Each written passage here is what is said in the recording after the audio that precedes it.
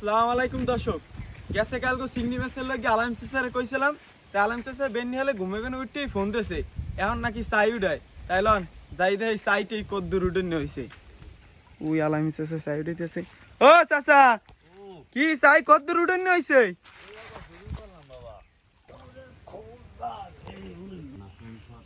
কি এটা কেমন হচ্ছে? ঝোলার বাজা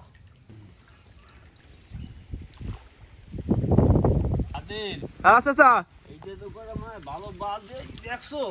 কই দেই তো গোদা বেড়া লইও তো। চাই উঠাইতে গিয়ে মোষ মামা গোলাকে দেখা, মোষ মামা গুটে টুটে দিও না। ওরে বাবা রে বাবা। এ চাচা এই ডে কয়টা বাজছে? দেই তো চাচা কয়টা চাই আছে তোমার গো? আচ্ছা মগো 50 খান। এই কয়টা চাই মাছ? 5টা চাই মাছ। দর্শক, চিংড়ি মাছ লই আইছি।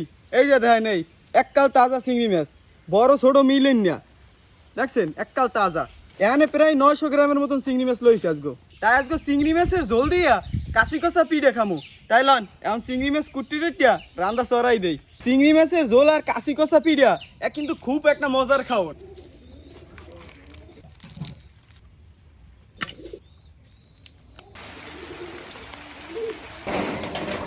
এই বৃষ্টির মধ্যে চিংড়ি মাছের ঝোল আর কাশি কষা পিঠা জম্মের মজা হইবে। এইদিকে আম্মু পাড়ায় চাউলটা বাড়তে আছে। পাড়ায় বাড়া চাউলের পিঠা কিন্তু মজাটাই অন্যরকমের। চিংড়ি মাছের ঝোল রান্দার লাগিয়া এখন কড়াইয়ের মধ্যে তেল দিয়ে দেবো। তেলটা গরম হয়ে গেছে, এখন চিংড়ি মাছটা দিয়ে দেবো। চিংড়ি মাছটা হালকা ভাজা দেওয়া হয়ে গেছে, এখন নারিকেল বাটা দিয়ে দেবো। এলাচ, দারচিনি, তেজপাতা, নারিকেল আর চিংড়ি মাছটা ভালো মতন ভাজা হয়ে গেছে, এখন আদা বাটা দিয়ে দেবো। পেঁয়াজ বাটা, চিংড়ি মাছের জোগা বাটা, হলুদের গুঁড়া, মরিচের গুঁড়া, স্বাদ মতন লবণ। মশলাটা ভালো মতন কষানোর লাগিয়া এখন চিংড়ি মাছের জোগা বাটা পানি দিয়ে দেবো।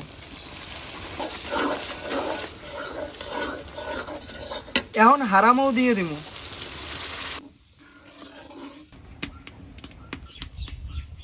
এদিকে কাশি কষা পিঠা বানাইতে আছে।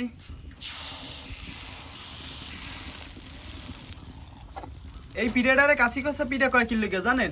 আগের কালের মানুষ ঠিক এই রকমের কাশি দিয়ে এই পিঠা উড়াইতে, যার কারণে এই পিঠার নাম কাশি কষা পিঠা দিয়েছে। অনেকে এইটারে হাজের পিঠাও কয়, কিন্তু মোকে বরিশালে কাশি কষা পিঠা নামেই পরিচিত। চিংড়ি মাছের ঝোল হয়ে গেছে, এখন উড়েই গেলাম।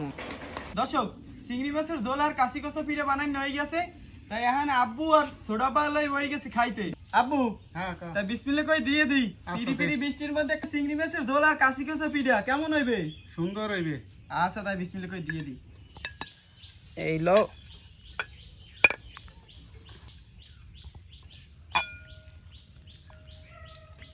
আব্বু পিঠা নাও, বিসমিল্লাহ কই খাওয়া শুরু করো। আচ্ছা বিসমিল্লাহ।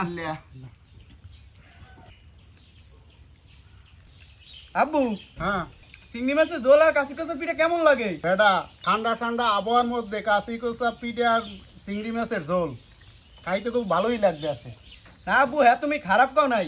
কি ছোটা বা আপনাদের কেমন লাগে? অস্থির হয়েছে বেটা, অস্থির। চিংড়ি মাছ আর নারিকেল যে সময় কামড় পরে সেই সময় অস্থির লাগে বেটা। ঠিক হয়েছে, আজকে পিঠাটা অনেক মজা লাগে। পাড়ায় বাটা চাউলের পিঠার মজাটাই কিন্তু অন্যরকমের।